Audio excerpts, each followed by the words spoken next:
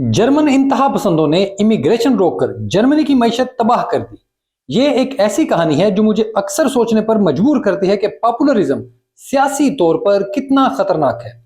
अगर आपको दुनिया की किसी भी मार्केट में ट्रेड करनी है तो इसके लिए आपको जर्मन इकोनॉमी की समझ होना चाहिए, क्योंकि इन्वेस्टमेंट का सबसे बड़ा हिस्सा अमेरिका के बाद जर्मनी और फ्रांस से ही आता है। तो मैंने सोचा क्यों ना आपको आज इसकी इकोनॉमी के बारे में कुछ बताऊं। मुझे उम्मीद है कि आपको ये मालूमात अच्छी लगेंगी। मैं पूरी कोशिश करूंगा कि आपको बोर ना करूं, ताकि आप अपने नताइज खुद निकाल सकें। तो मैं हूं अली रेहान, आप देख रहे हैं Crypto Baba. So let's go to Berlin.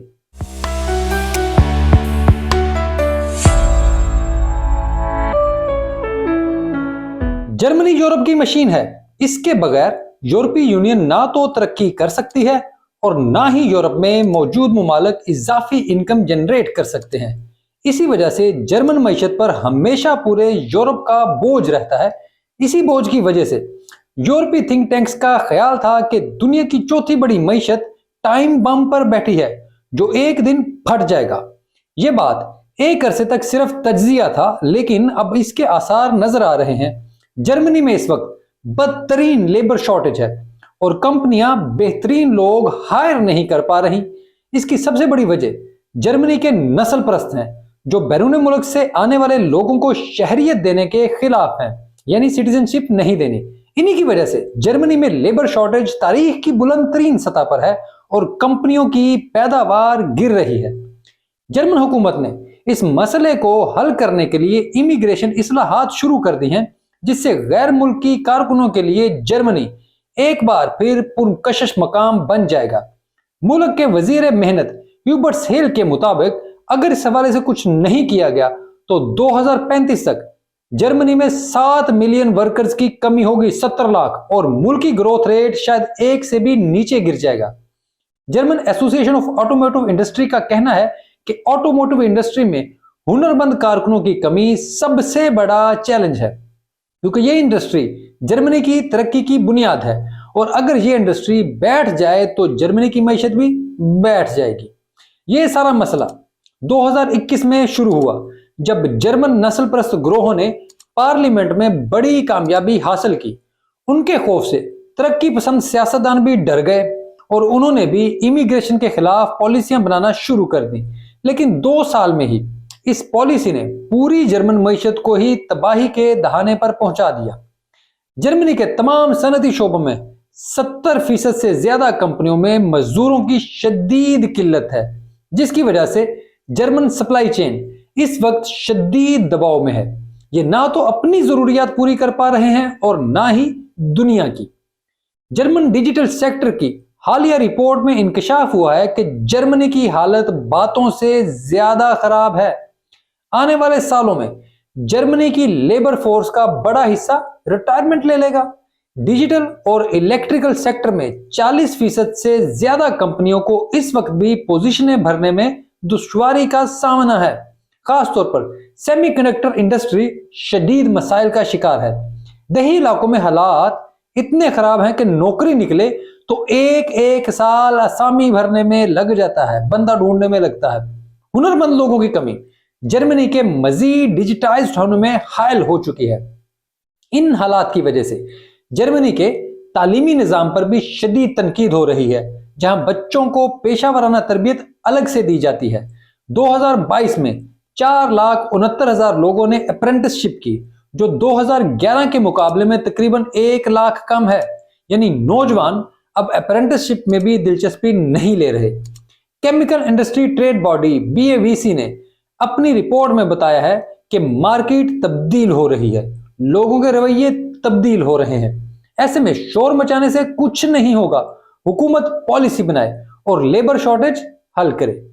Germany के इंस्टीट्यूट फॉर एम्प्लॉयमेंट रिसर्च के मुताबिक 2000 की दहाई से जर्मनी में मजदूरों की बहुत ज्यादा कमी हो गई है और मार्केट अब बहुत मुश्किल हो गई है। मुलाजमत के आला अदाद शुमार ने कारकुनों को ज्यादा फायदा पहुंचाया है।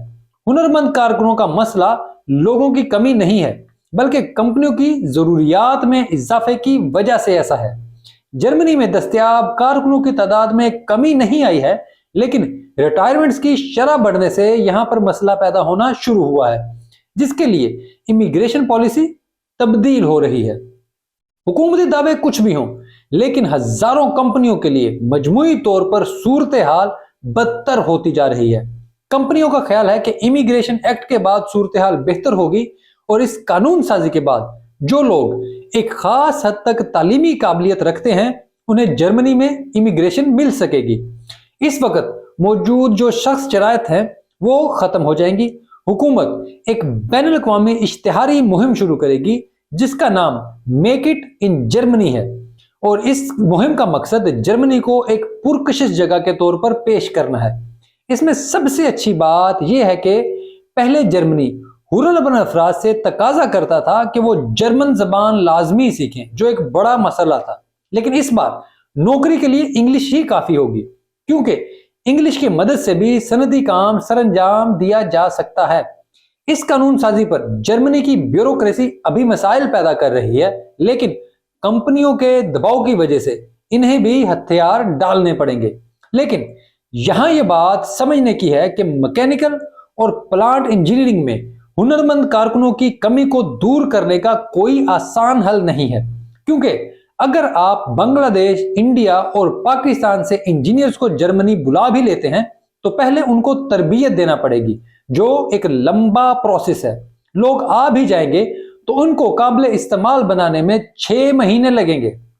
जर्मन लेबर फोर्स सर्वे के मुताबिक जर्मनी को मुनासिब लेबर फोर्स को बरकरार रखने के लिए 2060 तक हर 3 साल बाद दूसरे मुमालिक से 1.2 मिलियन कारकुनों को शामिल करने की जरूरत होगी। 12 लाख, ये इतना बड़ा नंबर है जिसे पूरा करना बहुत मुश्किल होगा। ये पाकिस्तान जैसे मुमालिक के लिए एक बड़ा अच्छा मौका है। यहाँ के नौजवान अच्छे मुमालिक में जाकर एक नई जिंदगी शुरू कर सकते हैं। मुझे ये कहते हुए कोई खास खुशी तो नहीं है, लेकिन यहाँ के हालात आपके सामने हैं। खैर, अगर आपको ये मालूमात अच्छी लगी हैं तो जरूर कमेंट में बताएं। अगर रिजल्ट अच्छा रहा तो मैं दुनिया की मुख्तलिफ मईशतों के हालात पर मजीद वीडियोस भी बनाऊंगा ताकि आप तक मालूमात को पहुंचा सकूं। कमेंट में आपकी राय का इंतजार रहेगा। आप ट्विटर पर भी मुझसे राब्ता कर सकते हैं और मेरा ट्विटर हैंडल हर वीडियो के ऊपर मौजूद होता है। कुछ लोग कमेंट्स में पूछ रहे होते हैं, इसको मैं यहाँ पे बोल भी देता हूँ, @Ali Rehan says। और अगर आप किसी इस मेरे एड्रेस में कहीं पर भी कोई कैपिटल लेटर्स या कोई डॉट वगैरह नहीं है और किसी भी किस्म की जालसाजी से बचने के लिए मुहतात रहें, और कोई भी बंदा मेरे नाम पर, मेरे प्लेटफॉर्म के नाम पर, मेरे ट्विटर हैंडल के नाम पर आपसे कोई फंड मांगे, कोई पैसा मांगे या कहीं इन्वेस्ट करने की कोशिश करे तो उससे प्लीज दूर रहिएगा। वीडियो देखने के लिए आपका बहुत शुक्रिया।